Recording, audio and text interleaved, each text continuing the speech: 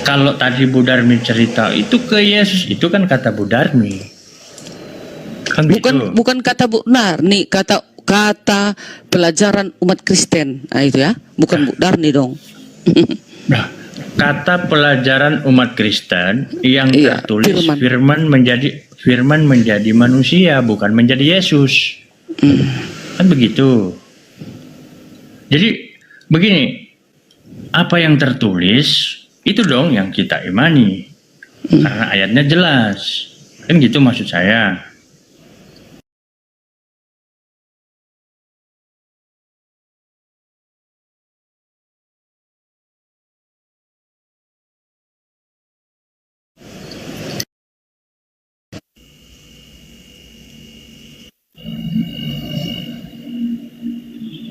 Kita semua ini manusia. Kita kan manusia. Oke lah. Itu versi kalian ya. Tetapi kalau versi kami itulah. Sebentar. Saya luruskan dulu. Bukan versi kalian, bukan versi kita, bukan. Versi yang sesuai dengan apa yang tertulis. Tunggu dulu, nih Bang Zuma ada monitor namanya. Hadir Bang Zuma? Oh, halo Bang Juma, selamat malam. Sudah lama tak bersuo. Oh, mesra kali panggilnya. Nah, Halo. Senang kali Bang Juma ini ya. Bang Juma, makanya Waalaikumsalam warahmatullahi wabarakatuh. Ya gimana? sampai siapa adikku itu si Agatha. Aku fans sama Bang Juma. Iyalah ganteng Bang Juma ya kan. Tapi jangan kalian laporkan dia ya Bang Juma. Dia sayang, kasihan dia. Framing terus ini Bu. Dan siapa yang laporin? Anak yatim dia katanya loh. Bu. Anak yatim katanya dia lah, kasihan. Dia aja yang sibuk sendiri, ngapain kita laporin, enggak lah. Berarti nggak ada ya? Enggak ada yang lapor. Berarti hoax itu? Hoax. Nyari koin dia, nyari. Kalau penghujat gitu. mungkin ada yang lapor, tapi kan beliau belum masuk kategori hujat kan. Oh gitu. Si Farida itu memang gitu, kerjaannya cuma nyari koin mewek-mewek. Aku terlalu ngefans sama Bang Zuma. Itu kerjaan Farida itu. Farida nama aslinya Farida. Nama saya Farida. Farida. Oh. Oke lah. Bukan Agatha itu aslinya. Kenapa jadi Farida? Loh, nama aslinya Farida, Bang. Biar tambah biar mungkin kelihatan. Ya agak tahu Palermo kan Kristen. Agak tahu Palermo kan memang nama top. Lagian kan lebih cantik lah dia, Agatha namanya. Udah dia cantik, mulus. Agatha kan cantik. dari jadi sesuai. mana? Cantik lah. Dilihat dari mana? Cantik lah daripada aku. Lebih cantik lah si adikku itu. Seandainya Bu Darni seumuran dengan si dia, pasti lebih cantik Bu Darni daripada Agatha. Ya udahlah. Janganlah berdosa nanti aku nggak mau. Berdosa nanti Ini selesaikan dulu Bu Darmi sama aku nih. Iya, diselesaikan dulu. Oke. Nah, nanti dilanjutkan sama Bang Zuma. Firman telah menjadi manusia, gitu kan? Nah, kalau Bu Darmi katakan itu kata kalian, sama sekali tidak. Kita tidak pernah mau mencampuri itu, gitu. Jadi maksud saya pertanyakan itu sesuai dengan apa yang tertulis, kan gitu. Bu Darmi menjawab tidak dengan apa yang tertulis, kan gitu. Nah, sekarang firman telah menjadi manusia, kok bisa itu ke firman? Ke Yesus gitu. Iya gitu loh. Itu maksud saya. Kita baca lagi ya ayatnya ya. Firman itu telah menjadi daging dan tinggal di antara kita. Kita telah melihat kemuliaannya, yaitu kemuliaan anak tunggal Bapa penuh dengan anugerah dan kebenaran. Maka firman itu telah menjadi manusia serta tinggal di antara kita. Dan kami sudah memandang kemuliaannya seperti kemuliaan anak yang tunggal yang daripada Bapa, penuh dengan anugerah dan kebenaran. Sabda sudah menjadi manusia. Ia tinggal di antara kita. Itulah Yesus. Kalau kami umat Kristen memang sudah mempercayai dan mengimani ayat itu memang untuk Yesus. Jadi kalau teman-teman menolaknya itu ya nggak apa-apa. Itu kan namanya iman kita masing-masing. Kan begitu. Tetapi kan kalau sudah ku jawab dan sudah ku jelaskan udah ada 5 kali ya. Maunya jangan bolak-balik. Nggak siap-siap lah cerita kita ini. Nah, udah nggak sabar dia ngobrol sama Bang Zuma. Silakan. Iya, ini terakhir ya, terakhir begini. Diintip-intip Bang Zuma aku jadi GR aku jadinya. Jadi sebenarnya begini Bu Darmi. Aduh, ngapain lah nongol Bang Zuma ini jadi buntu otakku jadinya, jadi hilang ilmuku. Aduh, oke lah, Jadi gini, ecek-ecek Bu itu Darmi. enggak. Ini terakhir saya sebelum ke Iya. Bang Zuma. Jadi gini, ketika Bu Darmi katakan bahwa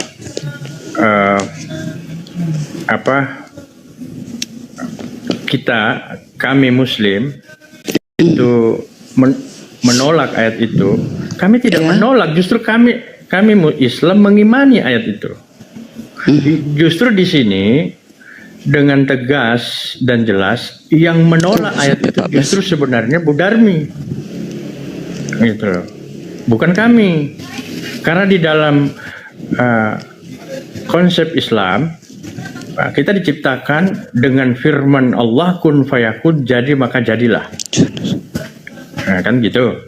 Nah, maksud saya ayat ini sebenarnya seiring sejalan Al-Quran dengan Bible, di mana di sana tegas mengatakan firman telah menjadi manusia. Gitu loh. Kalau firman telah menjadi manusia, ya berarti ayat itu menceritakan tentang proses penciptaan kita sebagai manusia. Selesai, silahkan dilanjut. Lanjut ayatnya tadi ya. Oke, silakan Bang Zuma. Mungkin ada yang mau disampaikan mengenai firman menjadi manusia ya.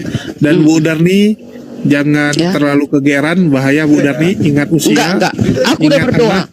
Enggak. Udah Ingat berdoa anak. aku.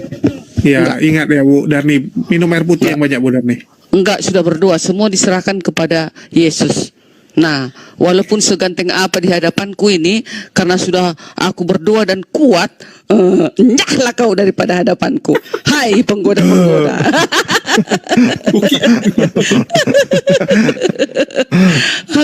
Udah berdoa aku.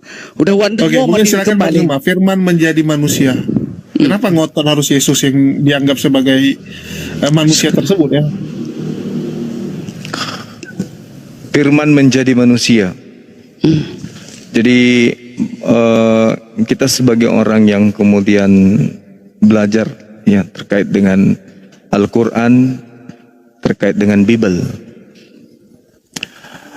Firman menjadi manusia itu kan perkataan penulis kitab Yohanes. Sementara Yesus dari mulutnya sendiri mengatakan bahwasanya manusia itu berasal dari firman yang keluar dari mulut Tuhan. Itu menurut Yesus.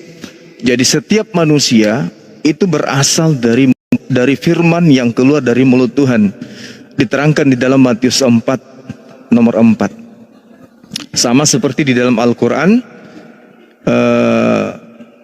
innama amruhu ita arada syai'an ayyakula lahu kun fayakun. Jadi setiap Tuhan ingin menciptakan sesuatu, maka Tuhan mengawalinya dengan firman. Jadi segala sesuatu itu berasal dari firman. Segala sesuatu itu berasal dari perkataan. Nah sekarang kalau misalnya penulis Yohanes mengatakan firman telah menjadi manusia, Yesus mengatakan semua manusia berasal dari firman yang keluar dari mulut Tuhan, maka saya lebih percaya kepada ucapan Yesus bahwa manusia menjadi manusia itu berasal dari firman yang keluar dari mulut Tuhan.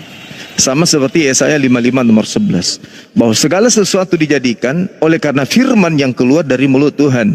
Yesusnya pun mengatakan itu. Artinya bahwa ketika dikatakan Yesus itu pada mulanya adalah firman, itu tidak salah. Karena Yesus adalah sesuatu yang merupakan makhluk hidup, dalam hal ini manusia, yang mana keberadaannya kemudian itu berasal dari kehendak, berasal dari firman. Nah, orang-orang Kristen itu konsentrasinya terhadap pengakuan daripada penulis Yohanes, firman menjadi daging. Nah, sedangkan kita di sini di dalam berdialog mengedepankan ucapan Yesus daripada semua itu. Yesusnya mengatakan bahwa manusia dijadikan bukan dari roti saja, tetapi dari setiap firman yang keluar dari mulut Tuhan. Jadi manusia adalah firman yang keluar dari mulut Tuhan. Itu tertulis dalam Matius 4 nomor 4. Jadi kedudukan perkataan Yesus jelas lebih afdal daripada ucapan penulis Yohanes. Saya kira begitu untuk sementara. Silakan. Lanjut aku ya. Kita baca dulu ulang dari atas. Yohanes 1 ayat 1 sampai 14. Pada mulanya adalah firman. Firman itu bersama-sama dengan Allah, dan firman itu adalah Allah. Ia pada mulanya bersama-sama dengan Allah. Segala sesuatu dijadikan oleh Dia, dan tanpa Dia tidak ada sesuatu pun yang telah jadi dari segala yang telah dijadikan dalam Dia. Ada hidup, dan hidup itu adalah terang manusia. Nah, terang itu bercahaya di dalam kegelapan, dan kegelapan itu tidak menguasainya. Datanglah seorang yang diutus Allah, namanya Yohanes. Namanya Yohanes. Ia datang sebagai saksi untuk memberi kesaksian tentang terang itu, supaya oleh dia semua orang menjadi percaya. Ia bukan terang itu, tetapi ia harus memberi kesaksian tentang terang itu. Terang yang sesungguhnya yang menerangi setiap orang sedang datang ke dalam dunia. Ia telah ada di dalam dunia, dan dunia dijadikan olehnya, tetapi dunia tidak mengenalnya. Ia datang kepada milik kepunyaannya, tetapi orang-orang kepunyaannya itu tidak menerimanya. Tetapi semua orang yang menerimanya diberinya kuasa supaya menjadi anak-anak Allah, yaitu mereka yang percaya dalam namanya. Orang-orang yang diperanakkan bukan dari darah atau dari daging, bukan pula secara jasmani oleh keinginan seorang laki-laki, melainkan dari Allah. Nah, begitu juga dengan Yesus. Ngotot kali Bu Darni, ini kok jadi khotbah Bu Darni? Iya, aku kan mau belajar berkhotbah. Nah, Wah, begitu mau jadi juga bukan mau pendeta, tapi mau kepingin mengabar. Nah, begitu juga dengan Yesus. Yesus itu berasal bukan dari daging, darah dan daging. Dia tidak berasal dari campuran laki-laki dan perempuan, terjadilah sel telur dan menjadilah seorang bayi. Bukan begitu kedatangan Yesus. Tetapi Yesus itu datang dari Roh Kudus. Roh Kudus datangnya dari siapa? Dari surga, dari Elohim. Udah? Oke, udah tahu tuh Bu. Itulah. Jadi beda dengan kita manusia. Kalau kita ini Sama aja tidak kita, sama-sama manusia. dengan Yesus berbeda dong. Kalau kita manusia hanya sebagai manusia ciptaan Elohim, tetapi kalau Yesus itu adalah trinitas kedua daripada Elohim. Udah, Oke. dia adalah Siap. firman yang telah menjadi Oke, manusia coba kita itu. tanya Bang Zuma, apa beda Yesus sama manusia biasa? Sama aja kan? Enggak dong. Nggak ada bedanya, sama aja. Lebih keren Bang Handi lagi, lebih panjang umur Bang Handi. Yesus sampai 33,5. Bang Handi umur 60 masih hidup. Udah, aku Nggak, tunggu, Apa tunggu. bedanya? Yesus makan, kita makan. Yesus minum, kita minum. Yesus berak, kita berak. Yesus kencing, kita kencing. Bedanya apa coba? apakah kita dicatat sebagai hakim yang adil atau bisa mengampuni dosa? Ya silakan Bang Zuma. Apakah tuh ada lagi satu lagi? Apakah manusia atau nabi dan segala macam apakah dicatat? Ada ayatnya, semua manusia akan dihadapkan ke tahta pengadilan Yesus. Kalau Yesus ada ayatnya, dia itu memang dicatat. Semua kita manusia akan dihadapkan ke tahta pengadilannya. Tetapi kita manusia mana ada seperti itu? Kita hanya sebagai manusia diciptakan di Tunggu. bumi Bang Andi, ini, tolong Bang Andi. memenuhi bumi ini. Masya Allah. Anak singa muncul. Makasih Akhi Gali. Kirain sama aku mau dikasih. Boleh saya tanggapi ya? Silakan Bang Zuma.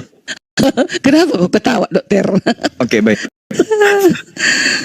Jadi yang pertama Darni harus pahami dulu bahwa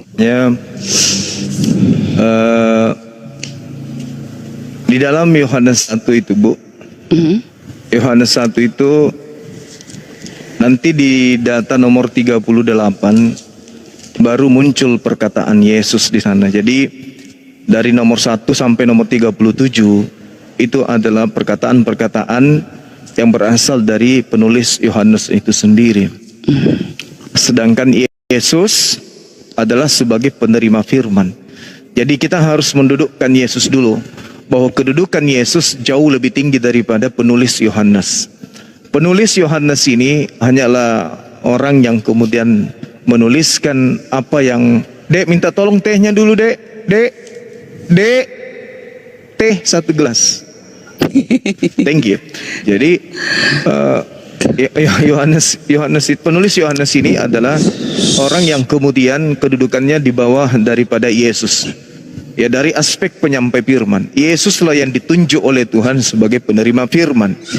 Dan Tuhan juga mengatakan dalam Yohanes 3 nomor 16 bahwa kita harus, bahwa orang-orang yang percaya kepada Yesus itu didudukkan Yesusnya sebagai objek yang harus dipercayai, bukan penulis Yohanes yang harus dipercaya. Barang siapa yang percaya kepada Yesus, maka dia akan memperoleh hidup yang kekal. Maka berbicara mengenai firman, harus berbicara terkait dengan pengajaran Yesus. Apa itu firman? Nah, Yesus mengawalinya di dalam Matius 4 nomor 4, bahwa manusia itu dijadikan bukan hanya dari roti saja, tetapi dari setiap firman. Dari setiap firman yang keluar dari mulut Tuhan. Berarti pada mulanya manusia ini adalah firman yang kemudian menjadi manusia.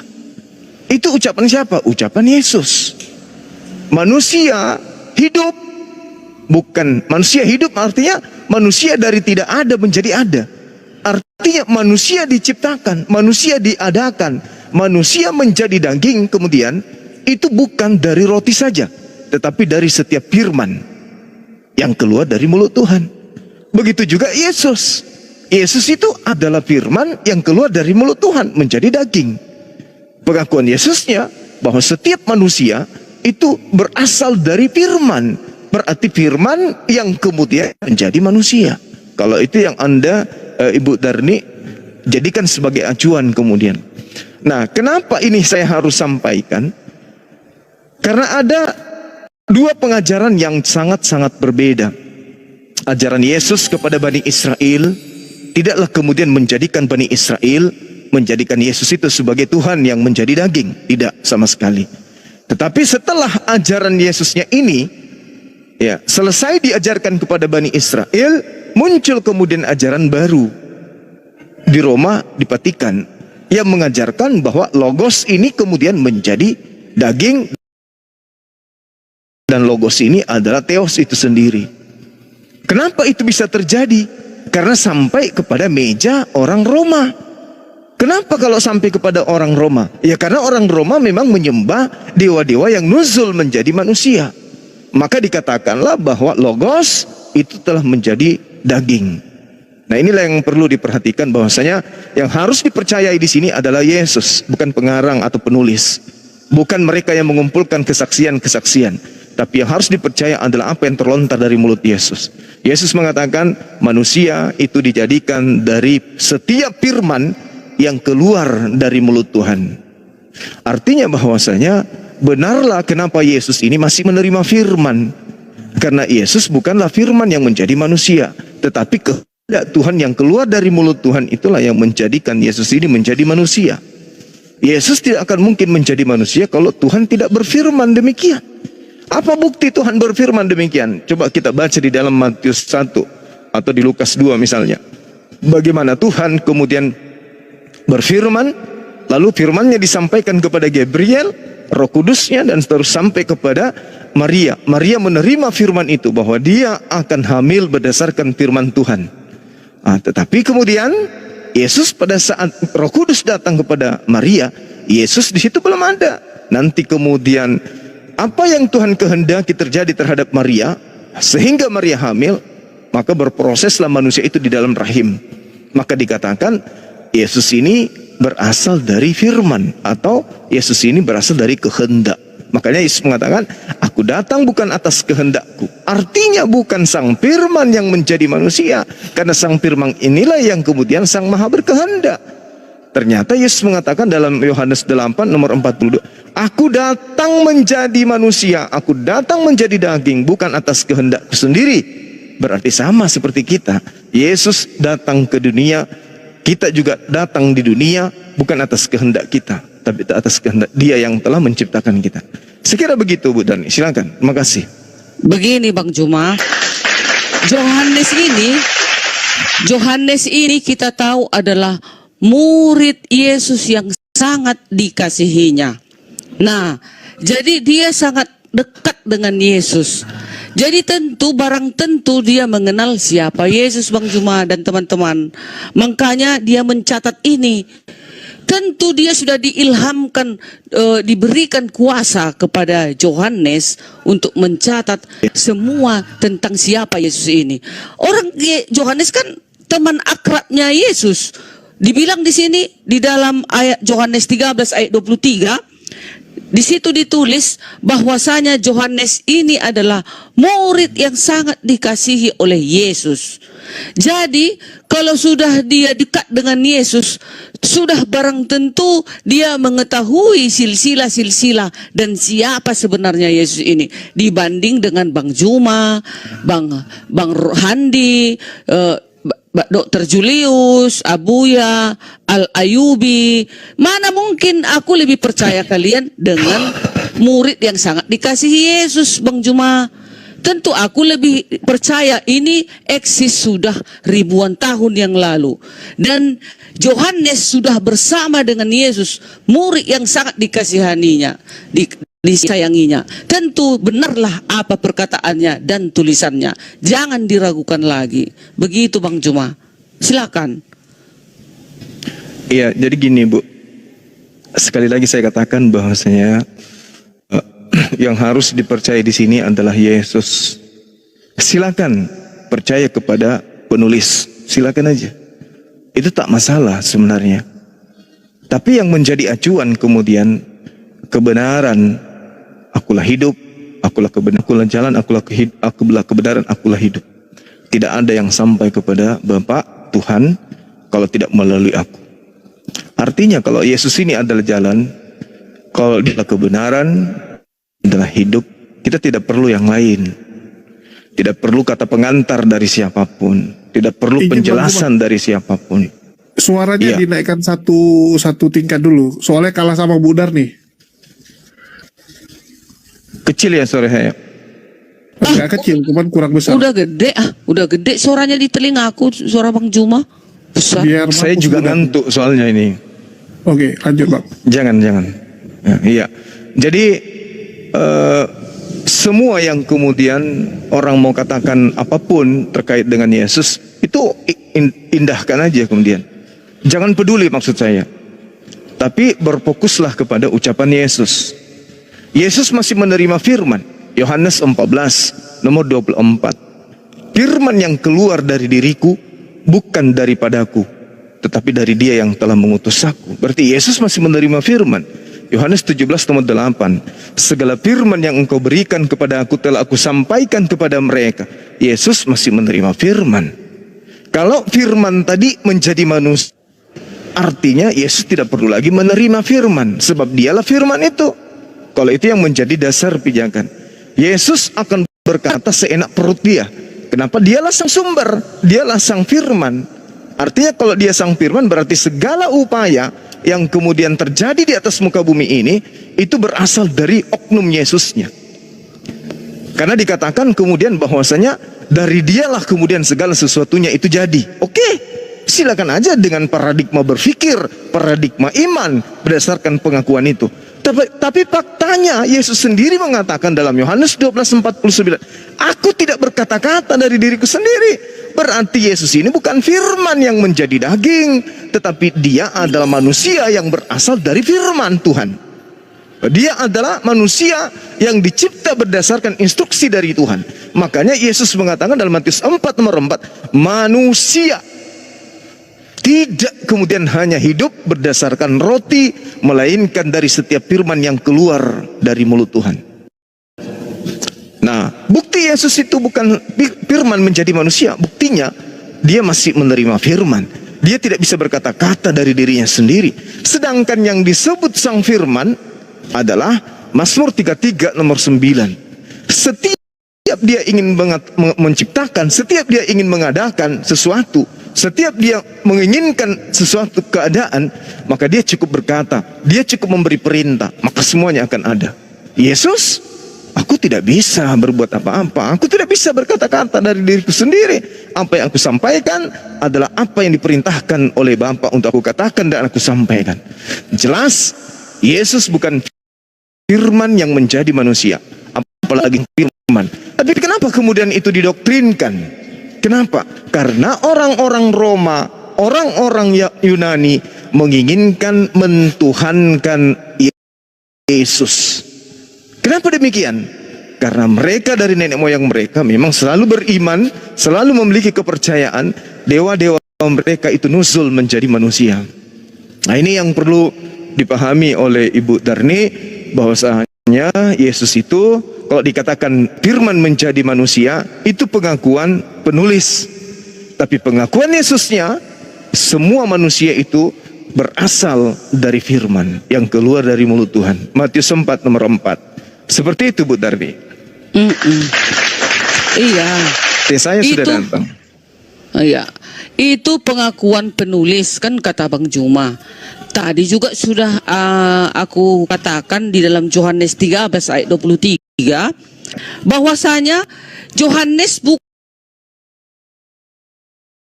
dalam Yohanes 13 ayat 23 bahwasanya dia adalah murid yang paling dikasihi Yesus. Jadi apapun yang dituliskan Yohanes sudah tentu itu kebenaran, karena dulu dia di TKP, dia dulu bersama dengan Yesus. Terus kenapa kita yang ribuan tahun ini, yang baru nongol, kok kita berani-berani menolak perkataan Yohanes, yang Yohanes ini adalah yang mengetahui kebenaran tentang Yesus itu. Pada mulanya adalah firman. Firman itu bersama-sama dengan Allah, dan firman itu adalah Allah. Dia tulis seperti itu karena itu sudah diilhamkan. Namanya dia sudah kekasih Yesus, kekasih Tuhan itu dia. Apa yang gak bisa dia lakukan? Oh, siapa yang bicara? Nah, apa yang gak bisa dia lakukan? Dia catat pun ini dalam Alkitab ini. Ini sudah jelas, dan ini memang datangnya dari Roh Kudus. Karena Yohanes adalah murid Yesus yang sangat dikasihaninya, disayangi Yesus, murid terdekatnya ibaratnya dia.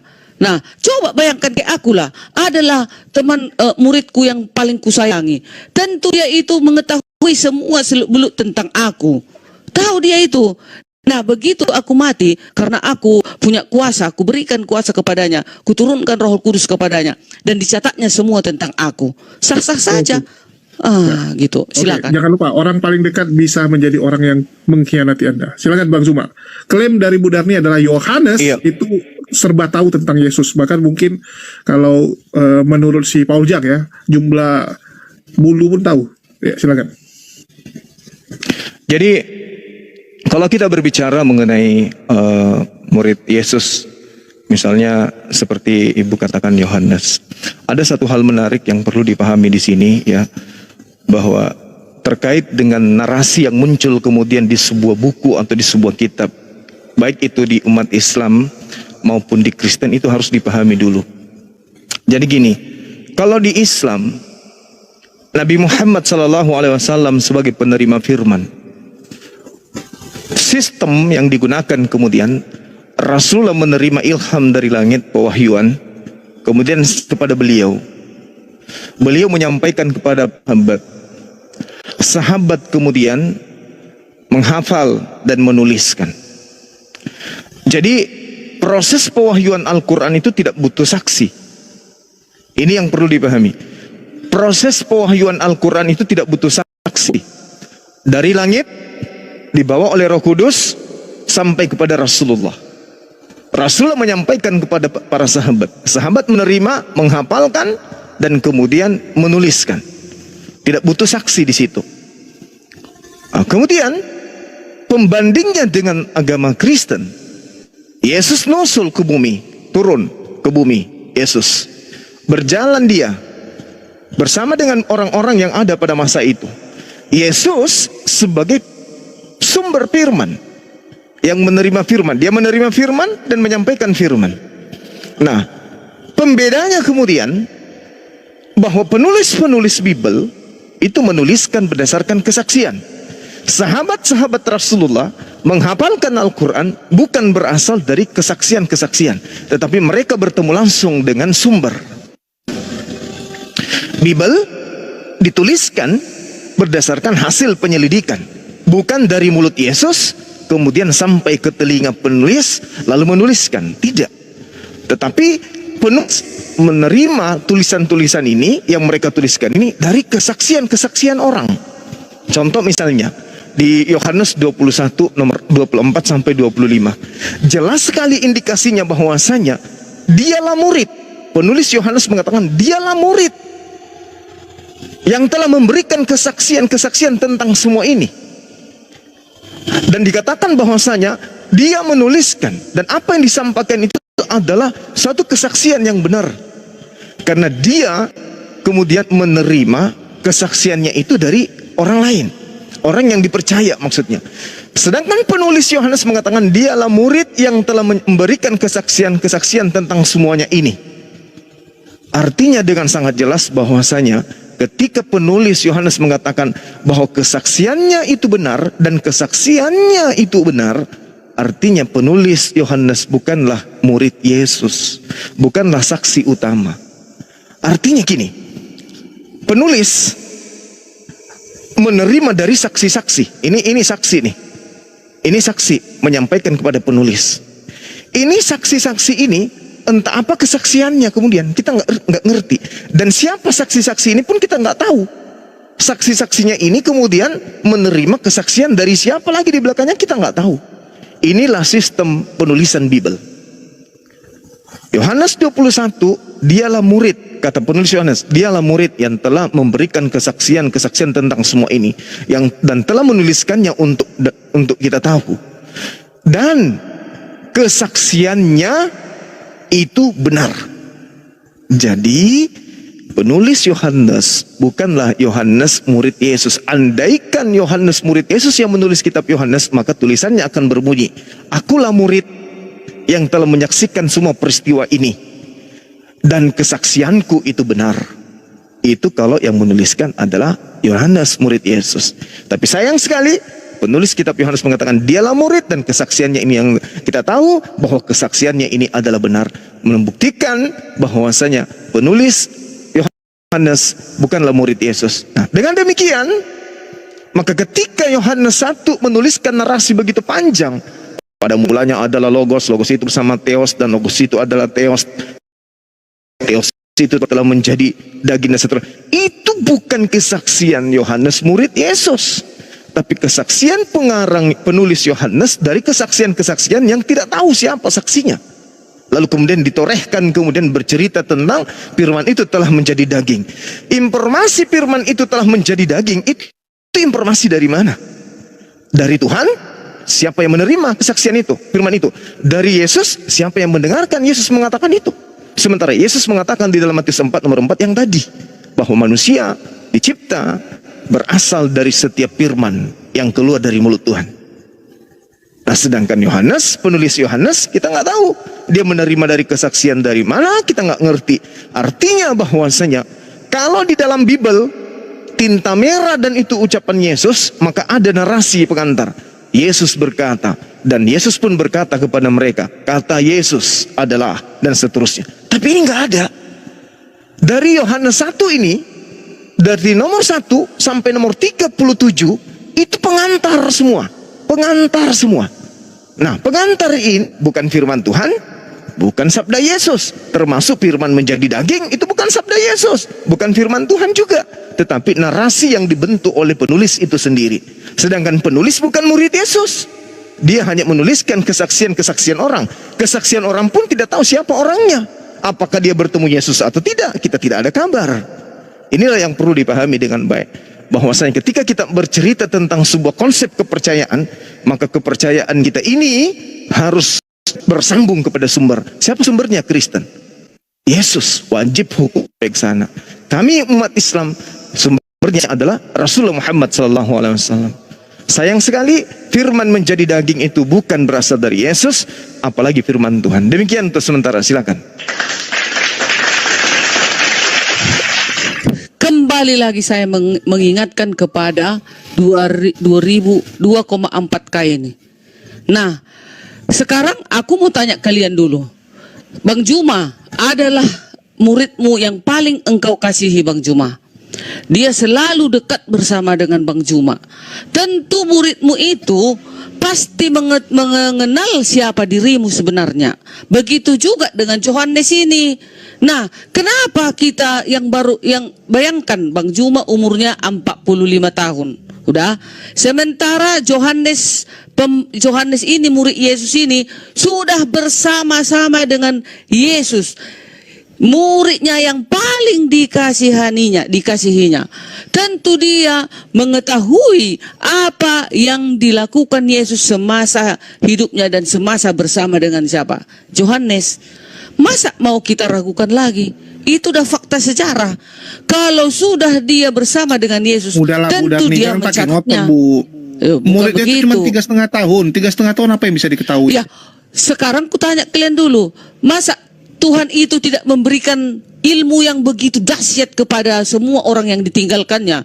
Bayangkan yang melihat Yesus waktu dia naik ke surga itu yang 500 orang. Murid-muridnya itu, dan menyebar. Nah, tentu itu kabar itu diberitakan untuk orang-orang yang apa? Yang menerima kebenaran. Nah, contoh Yohanes ini, kenapa dia bisa mencatat ini? Karena dia bersama dengan Yesus, murid yang dikasihi. Tentulah dia bisa menceritakan apa saja dan siapa Yesus itu. Piye toh?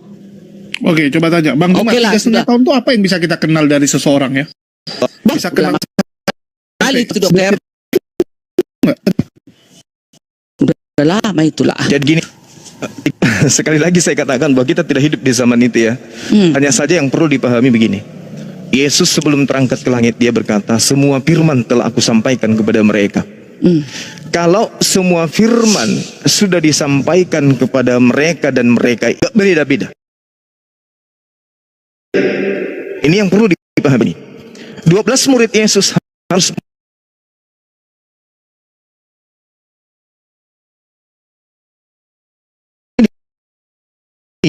kata, kalimat, paragraf itu harus sama, tidak bisa beda. Kenapa?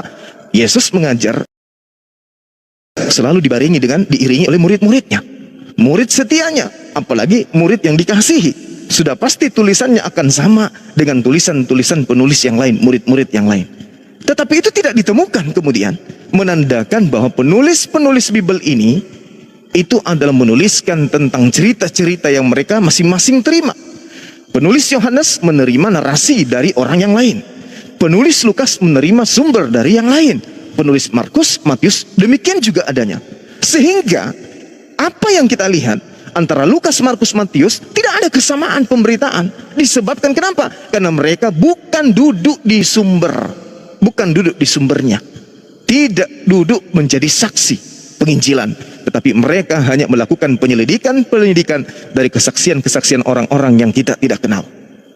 Kalau Yesus mengajar, lantas dia mengatakan kepada murid-muridnya, ya, bahwasanya barang siapa yang menolak aku, dia sudah ada hakimnya, yaitu setiap firman yang pernah aku katakan kepada mereka, firman itulah yang akan menjadi hakimnya di akhir zaman. Harusnya keempat penulis Bible menuliskan narasi yang sama kalau memang sama-sama mereka sebagai saksi. Faktanya mereka menuliskan berbeda, antar bab, antar data, antar pasal, dan seterusnya, menandakan mereka ini bukan murid Yesus. Kalau murid Yesus akan berlaku sama seperti Nabi Musa. Murid-muridnya menuliskan hal yang sama kemudian yang ditorehkan di dalam Taurat. Taurat ini adalah firman Tuhan yang datang kepada Nabi Musa. Ketika para murid kemudian mendengarkan hal yang sama, maka mereka harus menuliskan kitab yang sama seperti Musa. Artinya mereka mengambil, menyadur, kemudian menyalin kemudian kitabnya Nabi Musa. Kalau Yesus, segala firman yang Engkau berikan kepadaku telah aku sampaikan kepada mereka, maka firman yang didengarkan oleh mereka harus sama. Karena tidak mungkin dalam satu hari Yesus mengajar Lukas, hari ini mengajar Paulus, hari ini mengajar Markus, hari ini tidak mungkin. Maka tidak akan sampai seperti setebal itu kitabnya. Tapi karena dia menuliskan masing-masing berdasarkan hasil penyelidikan, maka narasi-narasi mereka itu akan tersusun kemudian menjadi bentuk cerita. Lalu disisipkan sabda-sabda Yesus di tengah-tengahnya. Inilah yang dialami oleh Bible.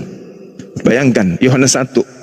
Dari sekian banyak data, nanti di data nomor 38 baru ada perkataan Yesus. Itu pun kita tidak tahu, ini perkataan Yesus atau bukan. Karena itu hanya narasi yang dibangun oleh penulis. Yesus berkata. Dari mana penulis mengetahui bahwa Yesus berkata? Sementara dia menuliskan hanya berdasarkan kesaksian. Yohanes 21 nomor 24 nomor 25. Dialah murid yang telah memberikan kesaksian atas semua ini. Dan kita tahu bahwa kesaksiannya itu benar. Nah, ini sebenarnya masalah bagi orang-orang yang meninggalkan doktrin untuk menelaah keabsahan sebuah pemberitaan.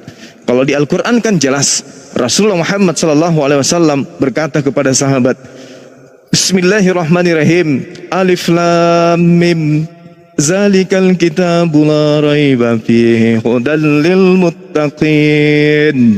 Maka semua sahabat yang mendengarkan menghafalkan bacaan yang sama. Besok, alladzina yu'minuna bil ghaibi wa yuqimuna as-shalah wa mimma razaqnahum yunfikun. Semua sahabat menuliskan narasi, lapas dan lisan yang sama. Menulis, menghafalkan. Hari ketiga mereka dipanggil. Apa yang kamu baca, apa yang kamu tahu, apa yang kamu hafalkan dari surah ini? Mereka semua akan ditunjuk. Bismillahirrahmanirrahim. Alif Lam Mim. Zalikal kitabu la raiba fihi hudan lil muttaqin. Dipanggil Ubain bin Ka'af, ta'al ikra kitabah. Alif Lam Mim. Zalikal kitabu la raiba fihi hudan lil muttaqin. Alladzina yu'minuna bil ghaibi wa yuqimuna as-shalah wa mimma razaqnahum yunfikun. Ketika ada satu dari antara mereka salah membaca, maka akan ditegur bacaannya kemudian. Itu baru keabsahan pewahyuan informasi. Rasulullah memberikan kemudian legitimasi kepada mereka, ijazah untuk mengajarkan bacaan ini kepada murid-murid yang lain. Bacaanmu bagus, bacaanmu udah benar, sahih, valid, ajarkan kepada yang lain. Makanya Rasul mengatakan husumin arba'ah, terima Al-Quran itu dari 4 sahabat utamaku. Nah, sedangkan Yesus tidak pernah memberikan legitimasi kepada penulis Yohanes, kitab Yohanes, penulis Lukas, kitab Lukas. Yesus tidak pernah memberikan legitimasi. Sedangkan Yesus sangat berhati-hati. Aku utusan Tuhan, menerima firman dari Tuhan, menyampaikan firman kepada Bani Israel. Aku tidak berkata-kata dari diriku sendiri. Apa yang aku katakan, apa yang aku dengar, itulah yang aku sampaikan. Artinya, aku tidak menambahi, aku tidak mengurangi. Sedangkan kitab yang muncul di tengah-tengah Kristen lebih banyak kata pengantarnya daripada ucapan Yesusnya. Berarti menyalahi konsep. Konsepnya adalah aku Yesus tidak berkata-kata dari diriku sendiri. Yang aku katakan firman Tuhan. Berarti sejatinya muridnya yang sejati, yang asli pun menuliskan tanpa kata pengantar, tanpa penutup dan seterusnya. Tapi faktanya Bible lebih banyak hitam daripada tinta merah, membuktikan bahwasanya ini bukanlah Injil yang Yesus ajarkan di tengah-tengah Bani Israel, melainkan ini adalah kesaksian-kesaksian, salinan-salinan, informasi-informasi, nas-nas yang dituliskan, yang menceritakan tentang Yesus, Injilnya Yesus, agamanya Yesus, konsep keyakinannya Yesus, pengajarannya Yesus, tempat Yesus mengajar, tujuan Yesus datang, dan kemudian implementasi daripada ujung atau akhir daripada tujuan kedatangannya. Ini yang dinarasikan di dalam Bible. Artinya sudah ada penjelasan, ada pentafsiran, ada penelaah, ada kemudian manifestasi dari apa yang ingin disampaikan oleh penulis kitab itu sendiri. Jauh dari ajaran Yesus yang mengatakan, aku tidak berkata-kata dari diriku sendiri. Yohanes, Markus, Matius, dan juga Lukas menuliskan sesuai apa yang mereka ingin narasikan. Baru disisipkan sabda-sabda Yesus. Itu pun kita nggak tahu, benarkah Yesus mengatakan hal demikian? Nah, ini yang perlu diperhatikan oleh saudara-saudara. Kenapa orang Yahudi tidak pernah memandang sebelah mata Bible Perjanjian Baru, tetapi tidak memandang sama sekali. Kalau dia masih mandang sebelah mata, masih ada harapan. Orang Yahudi tidak memandang sama sekali. Mereka tidak pernah menganggap itu adalah sabda Nabi, apalagi sebagai firman Elohim. Nah, ini yang perlu saudara-saudara pahami supaya kedepannya bisa ya lebih menentukan langkah yang lebih tidak ada lagi keraguan di dalamnya. Seperti itu, silakan. Oke, mungkin jangan Budarni dulu, Wong Solo dulu. Ya, mungkin Wong Solo ada yang mau disampaikan setelah mendengar. Wong Solo masih sadar atau ya ini Wong Solo Wisi sudah pingsan. Muslim, Jul. Kristen, ada 3 Kristen. Oh, Kristen. Oh, udah pingsan dia rupanya. Oke lah, Tiduran. daripada kita dengar congor mencerdaskan, masih lebih mending Tunggu dulu. Budarni. Tunggu bangun dia, aku dulu ya. Yohanes adalah seorang anggota terkemuka dari 12 rasul pertama Yesus. Iya. Seorang yang memiliki, tunggu dulu, aku baru Tapi cuman dia tahu kisah lahirnya Yesus, dia nggak di situ. Tunggu dulu. Dia juga Budarni ini. Aku tadi nggak motong-motong loh, iya kan Bang Juma? Diam dulu kau Dok Julius. Biarpun kau hostnya, kau juga bandel kali kau. Aku dari tadi diam, manis mendengarkan Bang Juma kok. Oke. Yohanes, bising loh, sakit kuping. Udah. Yohanes adalah seorang anggota terkemuka dari 12 rasul pertama Yesus. Seseorang yang memiliki hubungan dekat secara pribadi dengan Juru Selamat dan memiliki peranan yang penting sebagai saksinya, sebagai pemimpin gereja dan sebagai pewahyu. Nah, jadi kalau memang itu pendapat teman-teman Muslim itu terserah kalian lah. Nah, sedangkan di dalam Yohanes 14 ayat 6 ayat 15 Yesus menjanjikan penghibur. Itu juga tulisan Yohanes. Itu kalian mengatakan bahwa itu adalah penghibur yang dijanjikan, itu adalah Nabi Muhammad, kalian bilang. Nah, kadang kalian menolak tulisan si Yohanes. Nah, di sini kalian tolak tulisan si Yohanes. Di sana kalian terima tulisan si Yohanes. Aku bingung, pusing deh. Pusing kepala Barbie. Nah, itu artinya. Jadi, karena murid Yesus yang paling dikasihinya adalah Yohanes, semua tulisannya ini adalah benar. Contoh seperti Yohanes 14 ayat 15. Yesus menjanjikan penghibur. Penghibur itu adalah Roh Kudus. Kan katanya, kalau di kalian mempelajarinya, kalian telusurin itu, Roh Kudus itu adalah nabi, ya kan? Nah, di kami penghibur yang datang itu adalah apa? Roh Kudus yang menyertai kami selama-lamanya. Roh Kudus itu hidup terus. Roh Kudus itu tidak mati. Roh Kudus itu hidup selama-lamanya di dalam manusia itu. Benar kan? Benar perkataan Yohanes. Jadi kenapa kalian selalu memframing atau menyalah-nyalahkan? Itu adalah tulisan sang penulis pengarang. Ya, namanya penulis. Ya, dikaranglah, dicatatlah semua sedetil-detilnya. Nah, tetapi kan tunggu dulu, belum berapa menit Bang Juma tadi, setengah jam ada kan Bang Juma? Aku nggak ada potong-potong kan Bang Juma? Tunggu dulu 1 menit lagi. Jadi teman-teman, mau kiamat pun dunia ini, Yohanes itu tetap kami imani sebagai pewahyu dan penulis dan murid Yesus yang terdekat, yang sangat dikasihani, disayanginya.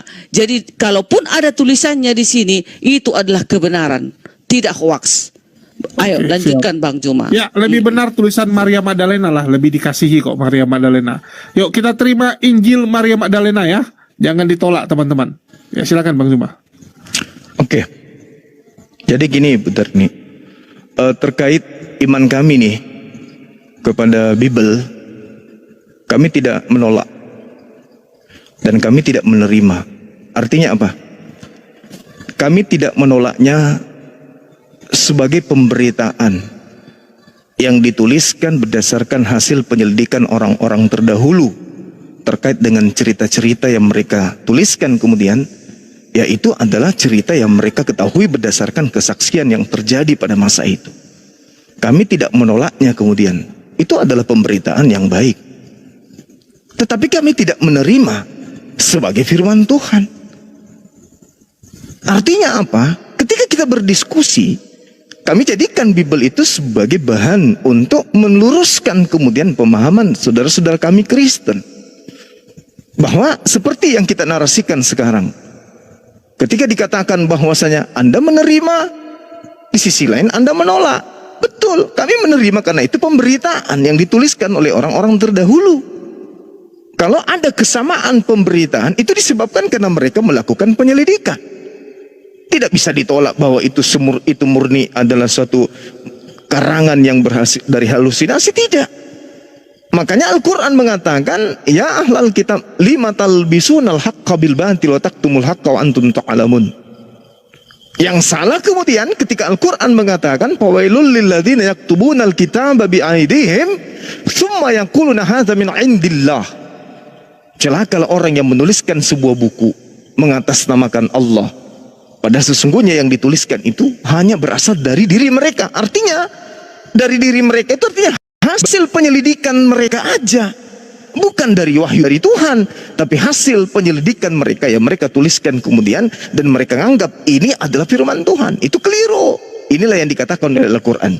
Maka Al-Quran menarasikan lima talbisun al-haqqa bil batil wa taktumul haqqa wa antum ta'lamun. Mengapa engkau mencampur adukkan antara hak dan yang batil? Artinya di situ ada hak, di situ juga ada batil. Di dalam Bible ada kebenaran, di dalam Bible ada kebatilan. Ini yang diterangkan kemudian oleh Al-Quran. Maka kami tidak menolak dan kami tidak menerima. Artinya kami jadikan referensi keilmuan, salah satu sumbernya adalah Bible itu sendiri. Ini yang perlu dipahami oleh Bu Darni. Jadi ketika kemudian Rasulullah Muhammad sallallahu alaihi wasallam diterangkan di dalam Al-Qur'anul Karim, ya wa iz qala Isa ibnu Maryam ya bani Israil inni rasulullahi ilaikum musaddiqan lima baina yaday minat Taurah wa mubasysyiran bi rasuli ya'ti min ba'di ismuhu Ahmad. Artinya Nabi Isa yang datang kepada Bani Israel menerangkan kepada Bani Israel, aku datang sebagai utusan Tuhan kepadamu untuk mengajarkan kalian isi daripada Taurat dan memberitakan kepada kalian akan datangnya seorang nabi setelah aku bernama Muhammad alaihissalam. Muhammad sallallahu alaihi wasallam. Maaf. Artinya bahwasanya Al-Quran menarasikan itu kepada kami. Muncullah Ibu Darni, kita berdiskusi bahwa Al-Quran itu datang diperuntukkan untuk Bu Darni juga. Dan di dalam Al-Quran dikatakan ada sosok Nabi dan Rasul lahir tanpa ayah di tengah-tengah Bani Israel. Kami menyebutnya dengan sebutan Nabi Isa alaihissalam. Memberitakan pada masa itu di abad pertama, beliau memberitakan akan datangnya seorang Nabi bernama Nabi Muhammad sallallahu alaihi wasallam. Kami tidak perlu Bible. Kami mengimani Quran kami. Tidak perlu Bible. Tapi setelah kami berdiskusi dengan Bu Darni untuk mengatakan kepada Bu Darni Al-Quran, ibu nggak mungkin percaya. Maka kami menggunakan Bible. Yohanes 16, akan datangnya seorang Nabi kebenaran yang akan mengajarkan tentang segala sesuatu dan hukum-hukum yang memuliakan daripada Yesus itu sendiri. Nah, kita buktikan sekarang nih bahwasanya roh kebenaran ini adalah seorang Nabi. Ternyata di dalam kitabnya orang Yahudi yang dimaksud roh di sini adalah nabi. Contoh di dalam bilangan 25 misalnya atau bilangan 11. Bagaimana kemudian Tuhan mengambil sebagian dari roh Nabi Musa lalu diletakkan kepada ke-70 tua-tua. Setelah roh Nabi Musa diambil, roh Tuhan yang hingga pada Musa diambil sebagian, disimpan kepada 70 tua-tua, maka ke-70 tua-tua ini seketika kemudian saat itu juga berubah menjadi nabi. Berarti roh kebenaran adalah roh yang mana roh di sini adalah nabi. Ini yang perlu dipahami. Nah, nabi siapa yang kemudian muncul setelah datangnya Yesus? Nabi yang mengajarkan segala hukum-hukum. Contoh misalnya nih, kita lihat dalam Kisah Para Rasul 3 nomor 22-23. Bukankah dituliskan dalam kitab Nabi Musa, yaitu dalam kitab Torah, bahwa Tuhan akan membangkitkan seorang nabi dari saudara-saudara mereka, dan akan terjadi barang siapa yang tidak mendengarkan perkataan nabi itu, maka akan dibasmi dari umat kita. Nah, pertanyaannya sekarang adalah, siapa nabi yang datang setelah Yesus, di mana ketika dia menyampaikan narasi hukum-hukum, ketetapan-ketetapan, ketentuan-ketentuan dari Tuhan, dan orang-orang yang tidak mendengarkan ketetapan dan hukum-hukum itu akan dibasmi, akan diperangi, akan dilenyapkan. Apakah ada setelah Yesus? Ternyata enggak ada, selain baginda Rasulullah Muhammad sallallahu alaihi wasallam. Maka ketika dikatakan ismuhu Ahmad, itu tidak bisa ditolak. Ternyata Bible memberitakan informasi itu. Kecuali Ibu Darni sekarang ini mengatakan, ada loh Bang Suma, setelah Yesus muncul seorang nabi yang kemudian menyampaikan firman Tuhan. Orang-orang yang kemudian tidak mendengarkan firman Tuhan itu diperangi, dibasmi, dilenyapkan. Emang siapa? Nggak ada. Nggak ada. Nah, ini yang perlu kemudian kita pahami dengan baik, bahwasanya hanya ada satu jalan yang benar itu. Kalau bukan Kristen, Islam. Kalau bukan Islam, Kristen. Nggak mungkin dua-duanya. Nggak mungkin dua-duanya. Harus ada salah satunya yang gugur di sini. Saya kira seperti itu. Demikian. Iya, betul itu. Di antara yang kedua inilah nanti kebenaran itu, ya. Nah, nah walaupun kita berdiskusi seperti ini, Bang Juma, kita harus tetap santun, jangan saling menghujat. Nah, biarlah penonton yang menilainya. Roh Kudus itu datang kepada masing-masing penonton. Nah, tetapi hakim yang adil kelak yang akan menentukannya.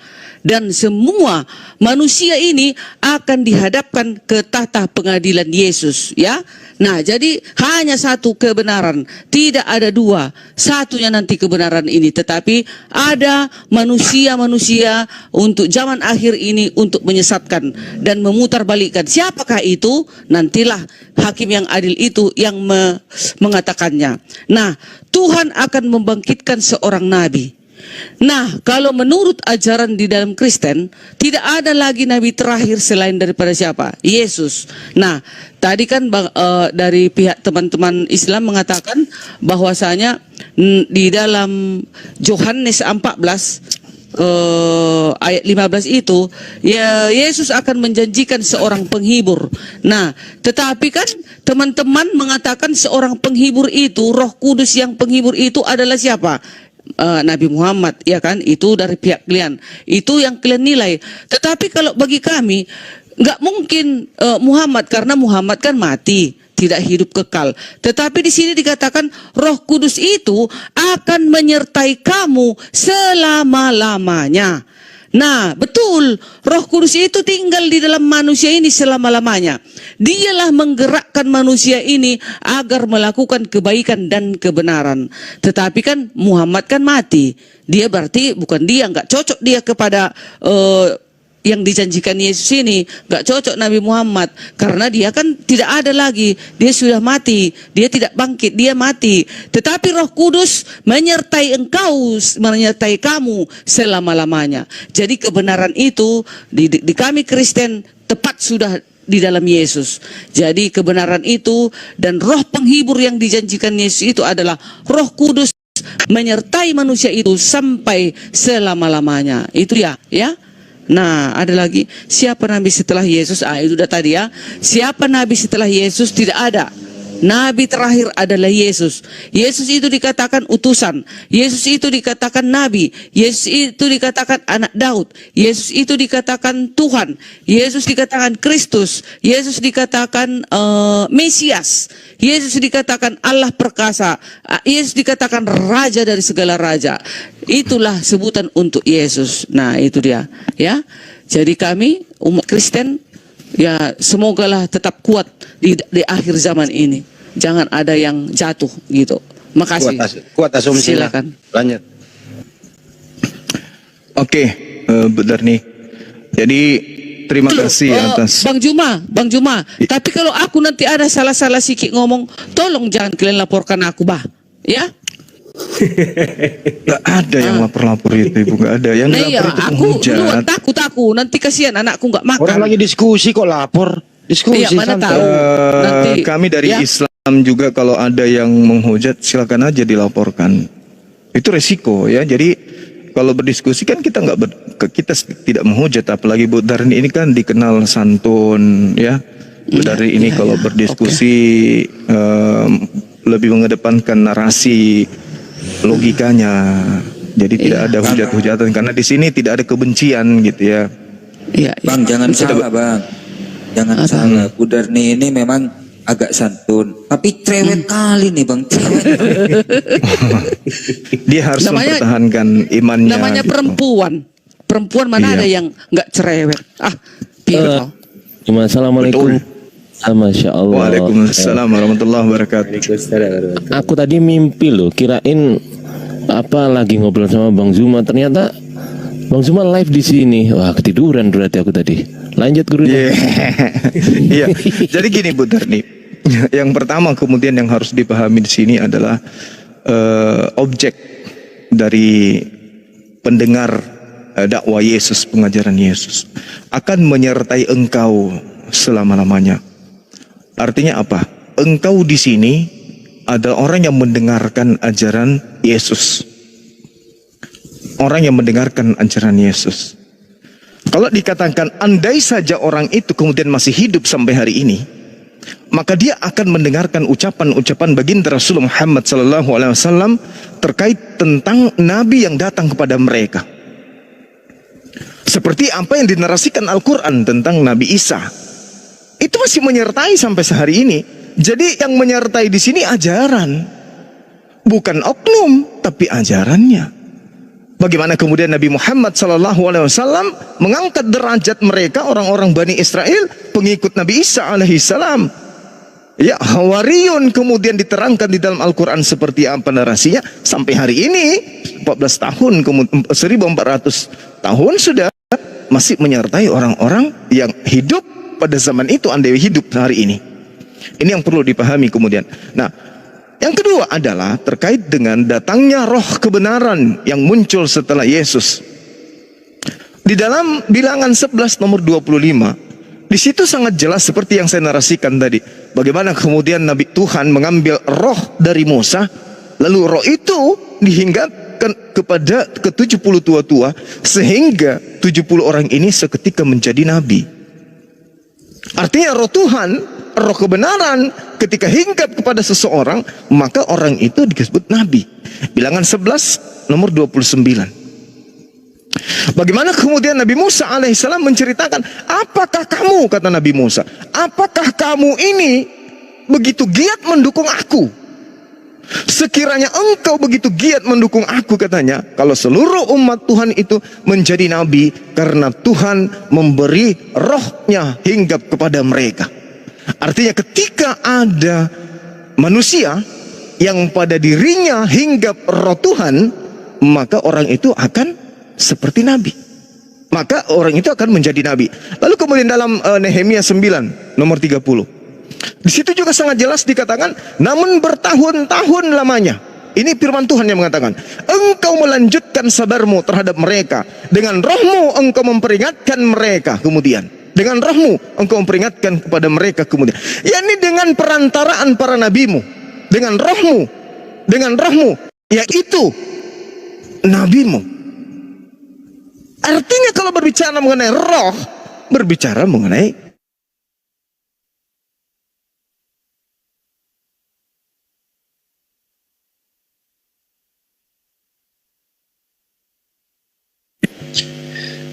Cek agak nge-lag ya, sabar. Nge-lag dikit. Ini sinyal aku atau gimana ini? Bang Zuma nge-lag. Sinyal Bang Juma, sabar dulu.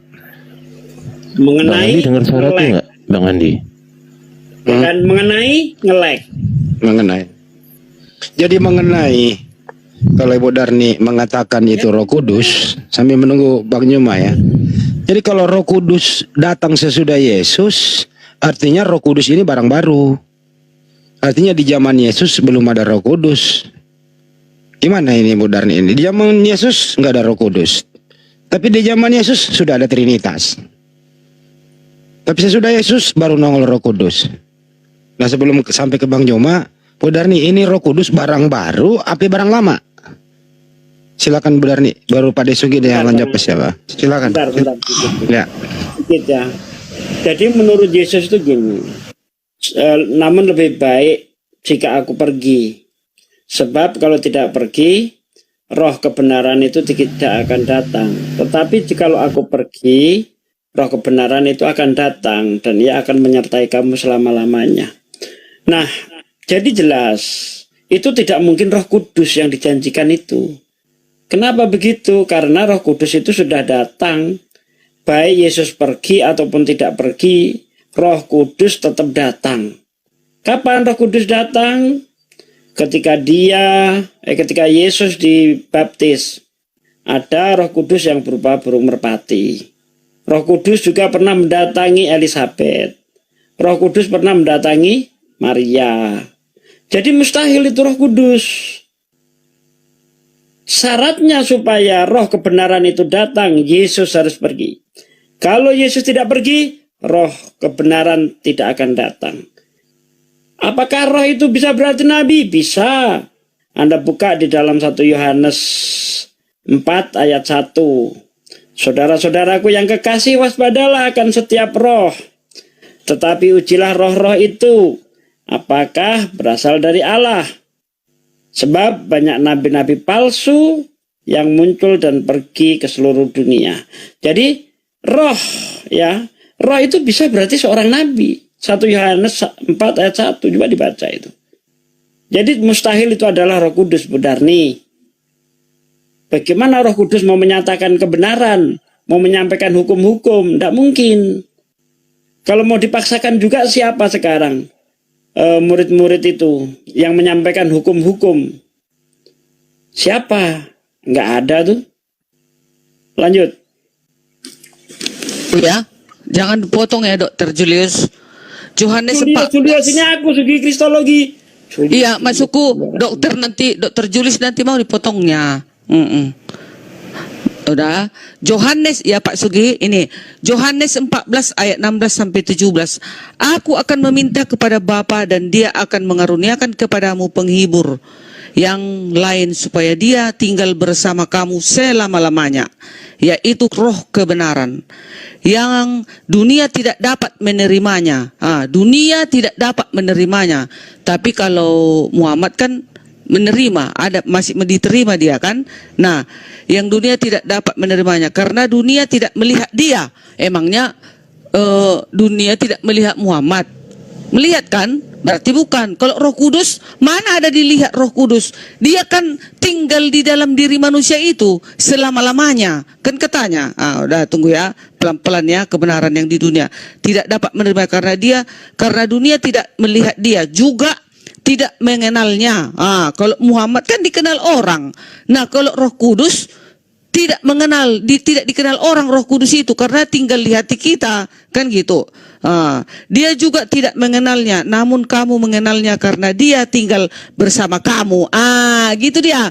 Orang tidak mengenal Roh Kudus itu di dalamku, tetapi aku mengenalnya karena tahu aku kalau aku melakukan kebenaran dan kebaikan, ku kenallah Roh Kudus itu. Gitu dia. Nah, jadi ayat dia di atas seringkali disalah tafsirkan dan oleh orang-orang tertentu untuk mengatakan bahwa penghibur atau roh kebenaran yang dimaksud Yesus adalah seorang manusia yang datang kemudian setelah Yesus. Tentu saja pernyataan itu tidak masuk akal, karena bila sosok penghibur atau roh kebenaran yang dimaksud oleh Yesus adalah seorang manusia, pertanyaannya, apakah manusia dapat tinggal di dalam diri manusia selama-lamanya? Kan enggak. Hanya Roh Kuduslah yang tinggal di dalam diri manusia selama-lamanya. Dialah yang menuntun aku melakukan segala kebaikan dan kebenaran. Kalau Roh Kudus yang dijanjikan Yesus itu adalah seorang manusia, mana mungkin dia bisa tinggal di dalam diri manusia selama-lamanya? Pasti akan mati. Ada waktunya mati. Contoh Nabi Muhammad kan mati.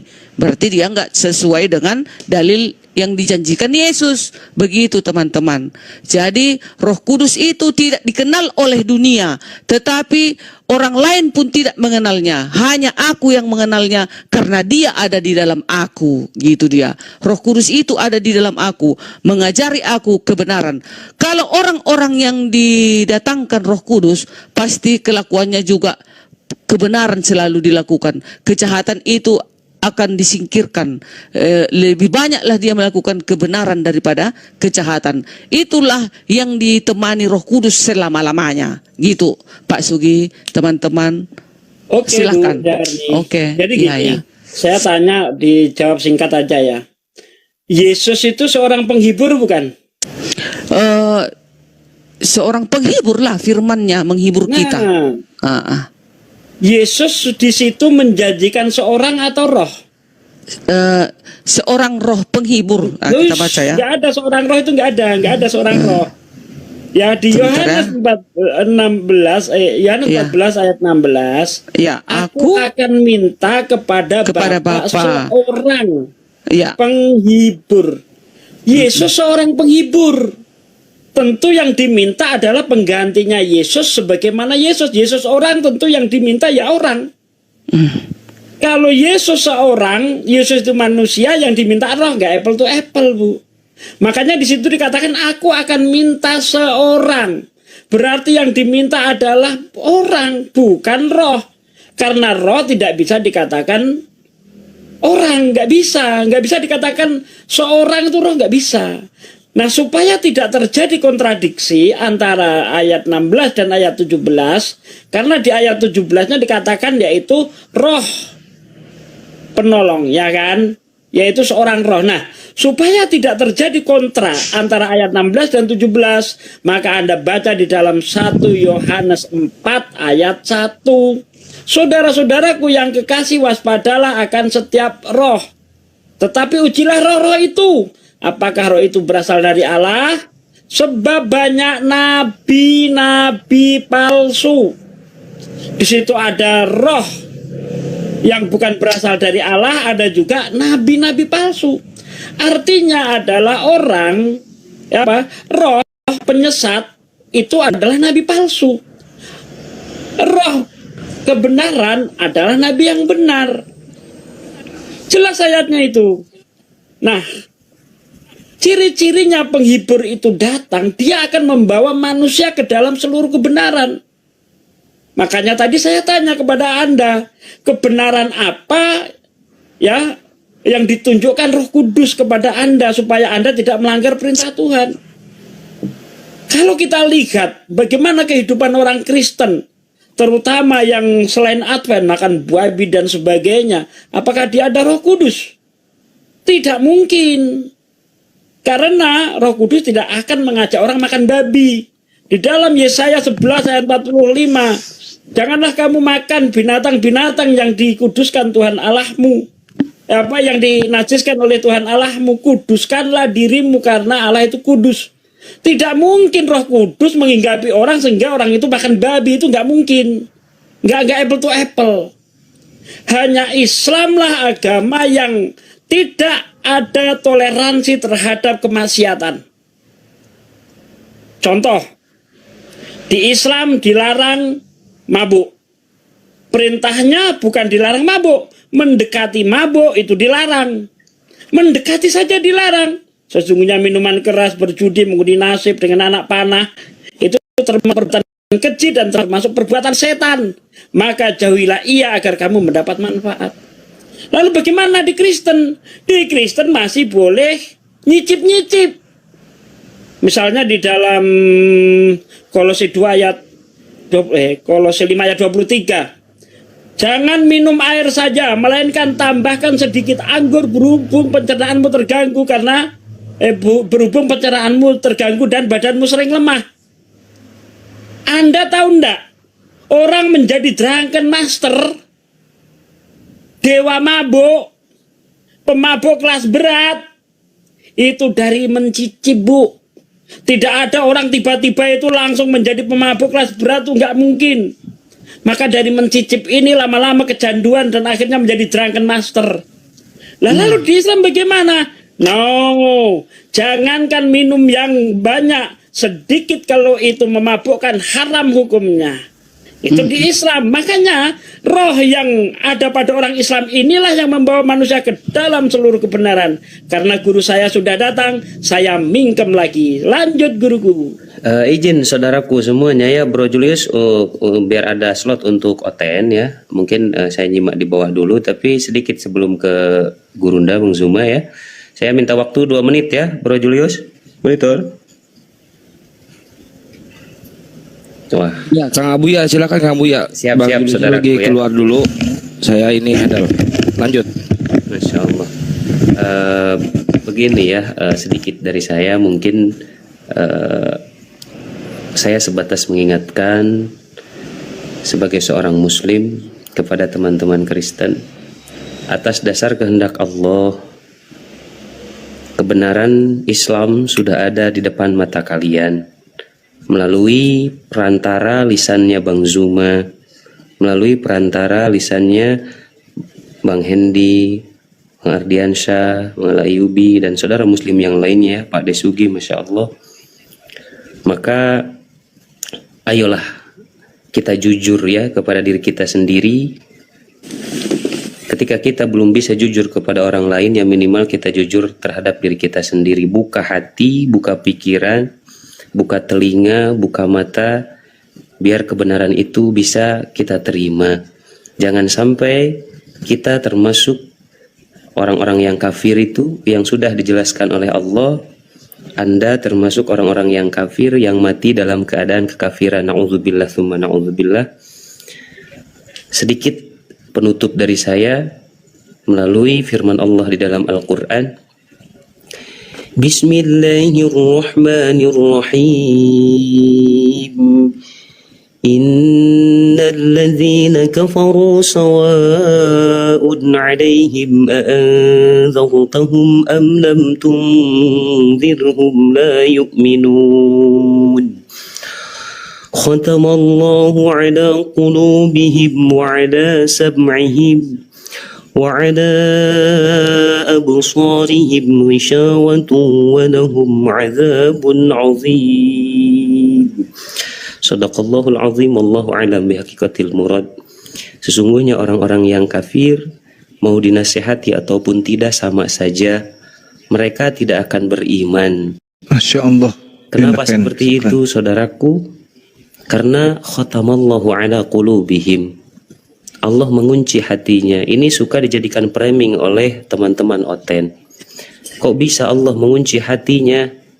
Karena Allah sudah memberikan akal untuk memilih mana Tuhan, mana bukan Tuhan, mana yang benar, mana yang tidak benar, mana yang baik, mana yang buruk. Dan mereka tetap memilih dengan akalnya yang telah Allah berikan, yaitu kehendak bebas, free will, tetap memilih dalam kesesatan, menolak kebenaran Islam. Maka Allah mengikuti pilihannya. Ketika orang tersebut, orang-orang kafir memilih dalam keadaan kekafiran, ya Allah ikuti. Karena Allah sudah memberikan kehendak bebas melalui akal kita untuk memilih. Maka jangan sampai kalian semua termasuk orang-orang yang kafir yang dikunci hatinya atas dasar pilihan kalian. Dikunci semuanya, matanya, telinganya dari kebenaran. Bahkan mungkin ketika Gurunda Bang Zuma sedang menjelaskan, Anda berusaha menutup telinga supaya tidak kedengaran. Jangan seperti itu saudara. Karena apa? Karena orang-orang kafir seperti itu Na'udzubillah, itu ciri orang-orang yang kafir yang akan mati dalam keadaan kekafiran. Sehingga na'udzubillah, orang yang mati dalam keadaan kekafiran, Allah jelaskan di dalam Al-Quran, Innal ladzina kafaru wa matu wa hum kuffarun ulaika alaihim la'natullahi wal malaikati wan nasi ajma'in. Shadaqallahul azim, wallahu a'lam bishawab. Murad, sesungguhnya orang-orang yang kafir yang mati dalam keadaan kekafiran, maka Allah melaknatnya, malaikat melaknatnya, semua makhluk hidup melaknatnya, maka orang tersebut khalidina fiha abada, selamanya di dalam api neraka. Nauzubillah tsumma nauzubillah. Sekali lagi saya ucapkan terima kasih saudaraku semuanya. Lanjutkan Gurunda, Bang Zuma, dan guru-guru yang lain. Masya Allah. Saya izin pamit. Terima kasih Kojul ya. Mohon maaf bila ada kata-kata yang salah dari saya, dan ketika ada kata-kata yang benar itu murni datangnya dari Allah Subhanahu wa taala. Wal afu minkum wabillahi taufik wal hidayah. Wassalamualaikum warahmatullahi wabarakatuh.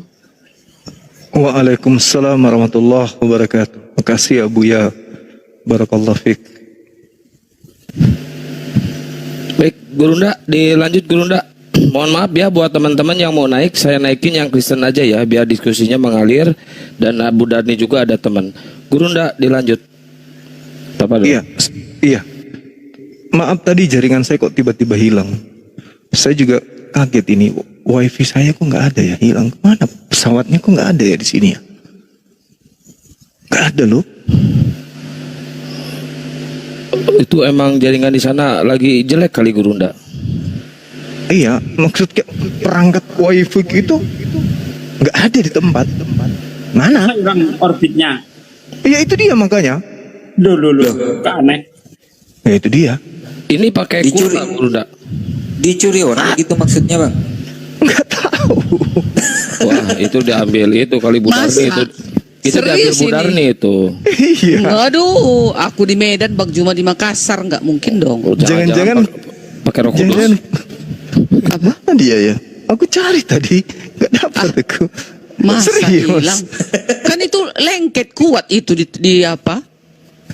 Nggak ada di sini di tempat. Wah, Meja Bu Darni ada berapa? jangan gitu. 1, 2, 3, 4, Bu Darni 5, jangan gitu, Bu 6, Darni. 7, 8. Ada meja 11 meja di depanku ini nggak ada pesawatnya, nggak ada. Ini yang di Atau jangan-jangan iya. Atau jangan-jangan ada yang ke toilet karena dia main game, dibawanya itu pesawat ke toilet. Ini jangan-jangan Pak Bombom main halus Gurunda. Pak Bombom main halus nih, Pak Bombom nih. Kali rohku itu yang ngambil itu, rohku mencuri. Gimana? Rohku mencuri itu. Bahaya itu, Bu. Nah, itu. Habis masa hilang? Emang Bukan banyak hilang. orang gitu, Ahi? Pengunjung ada beberapa kamar, tapi di sini tadi ada Bang Sadli di sini tadi. Duh, depanku ini nggak ada. Curiga dia ke toilet bawa pesawat supaya jaringannya masih kuat di dalam. Baik, Alotnya di dilanjut sini. Gurunda. Yang Oten ketik satu aja yang mau naik ya, nanti saya naikin.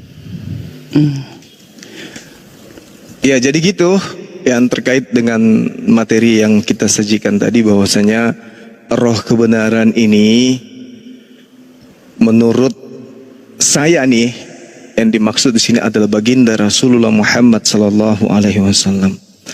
Lagi kembali saya mengingatkan bahwasanya saya tidak pernah kemudian mengatakan, saya tidak pernah kemudian memahami tentang Islam terkait dengan kaidah yang ada di dalamnya, apakah itu tauhid, apakah itu muamalah, syariat, atau apapun yang terkandung di dalam Al-Quran yang pada mulanya kemudian berasal dari pengajaran Bible, itu tidak ada kemudian. Nanti setelah kita terjun di dunia apologet lah, baru kita kemudian menerima pernyataan-pernyataan bahwasanya ternyata di dalam Bible sudah lebih awal kemudian dinyatakan akan datangnya roh kebenaran. Sedangkan Al-Quran ketika dikatakan di dalam Al-Quran surah As-Surah ayat 52, Allah Subhanahu wa taala menjelaskan bahwasanya Rasulullah Muhammad sallallahu alaihi wasallam didatangkan kepadanya kemudian Al-Quranul Karim sebagai roh. Al-Quran disebut sebagai ruh di sana. Nah, kenapa kemudian dikatakan Al-Quran ini sebagai ruh? Karena Al-Quran ini menghidupkan hati yang mati, menghidupkan kemudian orang-orang yang jauh dari Tuhannya. Wa kadzalika auhayna ilaika ruhan min amrina. Ini firman Allah yang mengatakan demikian. Demikianlah kami wahyukan kepadamu ruh dengan perintah kami. Ini yang diterangkan. Kamu di sini adalah baginda Rasulullah Muhammad sallallahu alaihi wasallam. Jadi Rasulullah menerima ruh yang diterima kemudian adalah ruh kebenaran. Apa yang diterangkan oleh Allah? Wa kaffaina ala atharihim bi Isa bin Maryam musaddiqan lima baina yadayhi min at-Taurah wa atainahu al-Injil fihi hudaw wa nur wa musaddiqan lima baina yadayhi min al-Taurah wa hudaw wa mau'izatan lil muttaqin. Jadi Al-Quranul Karim menjelaskan kemudian bahwasanya apa yang tertuang kepada para nabi semua adalah ada unsur kebenarannya kemudian, baik itu Torah, baik itu Injil kemudian. Sehingga ketika dikatakan roh kebenaran yang muncul setelah beliau, setelah mereka para nabi yang membawa kemudian ajaran, itu muncul kemudian nabi yang membawa kebenaran lagi. Nabi yang dimaksud di sini adalah yang tadi, wa kadzalika auhayna ilai ruhan. Allah menjelaskan seperti itu. Artinya bahwasanya Allah Subhanahu wa taala menjelaskan kepada kita umat Islam bahwasanya Rasulullah Muhammad sallallahu alaihi wasallam adalah sosok nabi yang membawa kebenaran.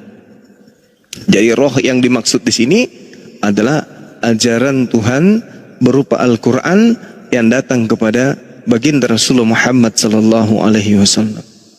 Ini yang ingin kita sampaikan kepada Bu Darni, bahwasanya Al-Quran menjelaskan bahwa roh kebenaran itu adalah baginda Rasulullah Muhammad sallallahu alaihi wasallam dengan seperangkat Al-Quranul Karim. Wa anzalna ilaikal kitaba bil haqq.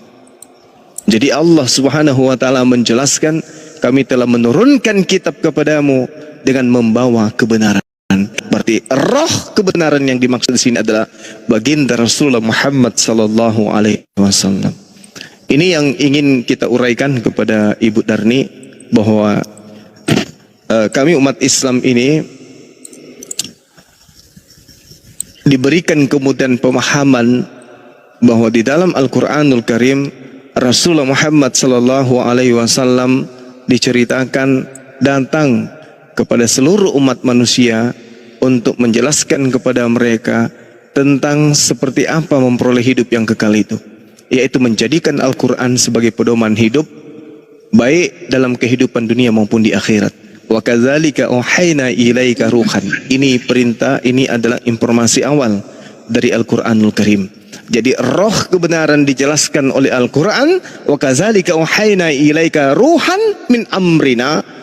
Lalu Allah Subhanahu wa taala menjelaskan di ayat yang lain bahwa wa anzalna ilaikal kitab bil haqq musaddiqan lima baina yadayhi minal kitab wa muhaiminan alaihi fahkum bainahum bima anzalallah wa la tattabi' ahwa'ahum amma ja'aka minal haqq. Jadi ketika berbicara mengenai kebenaran, maka maksud kebenaran ini adalah Al-Quranul Karim yang mengajarkan segala hukum-hukum yang terkait dengan kemaslahatan kehidupan manusia di dunia dan di akhirat. Nah, inilah yang kami pahami. Begitu mendengarkan di dalam Bible ada roh kebenaran yang datang setelah Yesus, maka kami simpulkan roh kebenaran itu adalah baginda Rasulullah Muhammad sallallahu alaihi wasallam. Demikian Bu Darni, silakan. Oke, baiklah. Nah, begitulah. Sat, mana wifi Sat? Hah? Wifi mana? Lanjut Bu Darni, lanjut. Ini ada Black Sweet juga ya. Black Sweet dari Kristen kan? Black Sweet. Iya, Kristen Bang, Kristen. Ya, tunggu sebentar ya, Bu Darni dulu ya. Aku ya, 2 menit Bang aja Adi, monitor Bang Adi. Nah, udah ya. Nah, udah cukup. Udah boleh mulai? Udah boleh Bu Darni, silakan Bu Oke. Darni. Nah, Itulah kecintaan teman-teman Islam kepada Nabi Muhammad. Begitu juga dengan kami, kalian sudah mengatakan di dalam Alkitab kami ini, Yohanes 14, Yohanes 15 ayat 26 ini, kalian juga mengatakan bahwa itu untuk nubuatan Nabi Muhammad. Itu enggak apa-apa kalian yang menilai seperti itu kan dari pihak kalian. Nah, sekarang dari pihak kami, kalau kita baca di dalam Yohanes 14 ayat 26, tetapi penghibur yaitu Roh Kudus yang akan diutus oleh Bapa dalam namaku, dialah yang akan mengajarkan segala sesuatu kepadamu dan akan mengingatkan kamu akan semua yang telah ku katakan kepada kamu. Yohanes 15 ayat 26. Ya, ayat 26. Mana dia? Ayat 26. Jikalau penghibur yang akan kuutus dari Bapa datang, yaitu Roh kebenaran yang keluar dari Bapa, ia akan bersaksi tentang aku. Nah, jadi roh penghibur yang diutus Yesus itu akan bersaksi tentang Yesus. Nah, kalau Roh Kudus yang kami imani, yang ada pada kami, kami bersaksi tentang Yesus adalah juru selamat kami. Nah, itu dia. Kalau yang kalian janjikan itu, apakah dia, kalau di pihak kalian itu, apakah dia bersaksi tentang Yesus? Nah, itu dia ya. Nah, jadi kebenaran hanya satu. Siapalah nanti yang benar di antara ini, biarlah hakim yang adil kelak menentukannya. Udah, singkat. Baru temanku dulu menyambung. Black. Baik, Black mau menambahkan? Silakan. Ya, Bang. Kalau menurut saya sih, kalau Bang Suma mengatakan bahwa roh kebenaran itu adalah Nabi Muhammad, nah di sini Bang Suma atau teman-teman Islam harus perlu pahami apa itu yang dikatakan Bang Suma. Dia sendiri mengaku bahwa Yesus itu adalah Tuhan. Tanpa dia sadari, dia mengatakan bahwa Yesus itu adalah Tuhan yang mengirim roh kebenaran itu sendiri, yaitu Muhammad. Itu namanya lu ngarang. Bukan ngarang, Bang. Perkataan Masa Bang Juma ngomong tidak sadar? Dia mengatakan bahwa iya kan, Bang Suma kan tidak sadar, dia ngomong bahwa Yesus mengutus roh kebenaran. Itu roh namanya dia ngarang. yaitu Cuma ngomong tidak sadar. Udah aja lu. Aku akan meminta kepada Bapak seorang penolong. Yesus akan meminta kepada Bapaknya Black Sweet. Aduh, baru masuk kok sudah. Ya, di situ Yesus minta kepada Bapa akan datang seorang. Nah, sesudah Yesus siapa orang itu? Oke, siapa yang meminta di situ? Saya tanya, Bro. Yesus berkata, aku akan minta kepada Bapa akan datang seorang penolong yang lain. Siapa orang itu? Iya. Roh Kudus itu, Bang. Oh, Roh Kudus orang. Oh, jadi abang maksud itu Muhammad begitu? Enggak, saya nanya situ. Ada seorang, siapa orang itu? Kata tadi loh. Kenapa Bang semua mengatakan bahwa roh kebenaran itu adalah Muhammad? Saya nanya di situ ada kata seorang. Oke, siapa yang mengutus? Siapa yang mengutus roh kebenaran itu? Saya nanya orang itu siapa di Bibelmu? Bang Jul digedein dulu Gurunda, Bang Jul. Ya itu loh. Lanjut lagi Bang Joma. Itu Bang Suma dia kutip di Yohanes 15 ayat 26. Gurunda kata si Black Sweet, katanya Gurunda gak sadar bicara seperti itu Gurunda. Kenapa nggak sadar? Iya betul. Kenapa nggak sadar? Apanya yang saya tidak sadari? Gimana? Abang dapat dari mana yang mengatakan bahwa Muhammad itu adalah roh kebenaran? Di mana tertulis di dalam Al-Quran seperti demikian? Lah tadi kan saya sudah membacakan dalilnya. Di mana ya kan? Bang, biar saya cari. Wa kadzalika auhayna ilaika ruhan min amrina ma kunta tadri mal kitabu walal iman walakin ja'alnahu nuran nahdi biman nasha'u min ibadina wa innaka latahdi ila siratim mustaqim. Rasulullah Muhammad sallallahu alaihi wasallam kemudian diberikan roh Untuk apa diberikan roh? Untuk membimbing manusia kepada jalan yang lurus. Orang yang mampu membimbing manusia kepada jalan yang lurus adalah orang yang membawa kebenaran. Al-Quran surah Asy-Syura ayat 52. Itu jelas tuh. Ayatnya jelas. Wa kadzalika auhayna ilaika ruhan min amrina. Jelas itu. Dan ternyata memang di dalam kitab saudara akan datang roh kebenaran seperti itu, Bang. Silakan. Oke, secara tidak langsung Bang Suma mengatakan bahwa Muhammad itu adalah Allah SWT itu sendiri. Itu betul. Enggak pernah kamanjo. Balas sih mah timnya. Bang. Abang ngomong itu betul. Kalau kenapa bisa? Ini kenapa muridmu ini Bu Darni? Abang dapat di surah berapa itu, Bang? Surah 42 ayat 52. Al-Quran Asy-Syura ayat 42 nomor 52. Ya, kenapa jadi Allah Subhanahu wa taala? Tidaklah, karena di dalam kitab saudara diterangkan, aku akan minta kepada Tuhan dan Tuhan akan memberikan kepadamu manusia penolong yang lain yang datang setelah Yesus itu adalah manusia. Oke, Bang. Nah, saya hargai gitu dong. Cuma di sini saya serius, saya menghargai ketika si Sweet nih, Black Sweet kebanyakan parah. Sabar Bang Suma lagi ngomong itu, Bang. Black Sweet mingkem biar Bu Darni aja biar teratur. Iya, Bang Suma. Saya mau tambahkan lagi sedikit, Bang Suma, yang dimana Bang Suma mengklaim bahwa Muhammad itu adalah Allah. Itu memang betul, Bang Suma. Di mana saya mengklaim bahwa Nabi Muhammad itu adalah Allah? Karena menurut saya, yang saya belajar melalui Al-Quran, saya tidak pernah menemukan di dalam Al-Quran bahwa Muhammad mengatakan bahwa dia itu adalah hamba Allah. Coba abang cari satu kalimat di dalam Al-Quran bahwa Muhammad itu adalah Allah itu sendiri. Adalah hamba Allah. Allah itu sendiri gimana sih lo? Lo mabuk atau lagu ngigo ini? Ada. Coba Al-Quran surah Al-Isra. Saya bacakan ayatnya ya. Bismillahirrahmanirrahim.